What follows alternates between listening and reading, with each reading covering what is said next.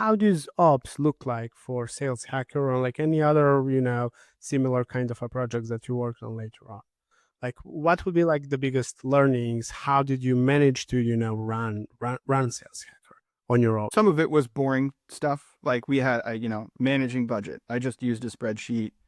Um, Luckily, I was able to use Outreach's HR and finance and accounting departments to help me like manage sponsorship payments and payroll and benefits and stuff like that. We all counted as Outreach employees. So I didn't have that overhead. But, month to month, I had different partnership goals that I would set for the team. And it depended a little bit on seasonality, a little bit on like events we had planned. Some months we were pulling in, I don't know, $250,000 of sponsorship revenue. Other months it was like 80,000.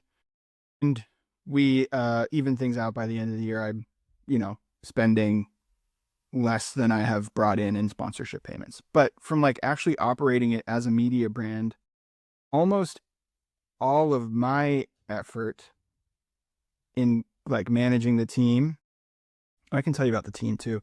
So I had a full-time headcount managing our webinars program, and they were doing 2 webinars a week, 2 brand new live webinars a week, some of them sponsored, some of them not.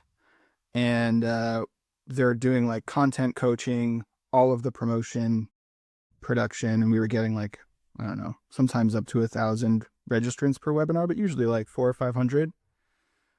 I had an agency running our podcast. I had an editor running our blog and producing some other longer form content. I had an agency helping with some video series, a full-time headcount on social media, and a full-time marketing operations headcount. And towards the end, I had a community manager too, because we added a forum to the website.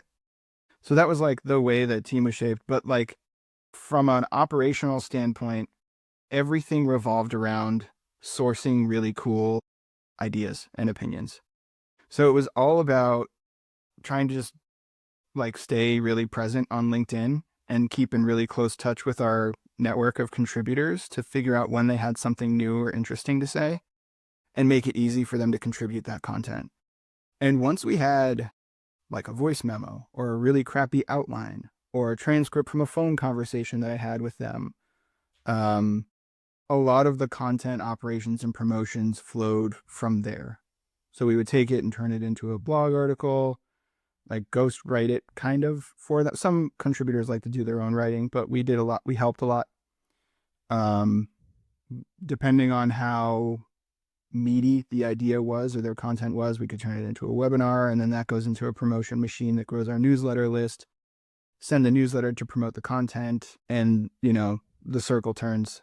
I should say that at the time too, because, generative AI for content marketing wasn't quite a thing when I was running Sales Hacker. SEO was huge too. So there was kind of like a background process we run outside of sourcing new content, where we would go back and look at any content that had a little bit of a foothold in search page rankings and go back and re-optimize and rewrite and tweak and do some link building. So it was like largely an organic traffic acquisition play for Sales Hacker. Collect those, collect leads in the form of like newsletter subscriptions, both through grow our list both through newsletter subscriptions and through webinar registrations, and then use the list to attract partners. And then there was a lot of like introducing partners to Outreach, sharing customers, sharing lead lists, co-promotion, finding ways to like let Outreach kind of play in that media space almost as if it were a sponsor.